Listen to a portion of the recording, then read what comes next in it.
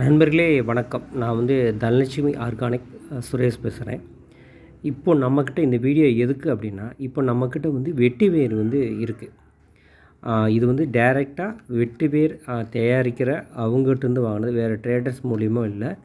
டைரெக்டாக வெட்டி வேர் தயாரிக்கிற அந்த விவசாயி, வெட்டி வேர்னால் வெட்டி வேர் செடியை காய வச்சு கொடுப்பாங்க இல்லையா, அவங்ககிட்டருந்து டைரெக்டாக நம்ம வாங்கியிருக்கோம். ஸோ இது நம்மகிட்ட ஸ்டாக் நிறைய இருக்குது.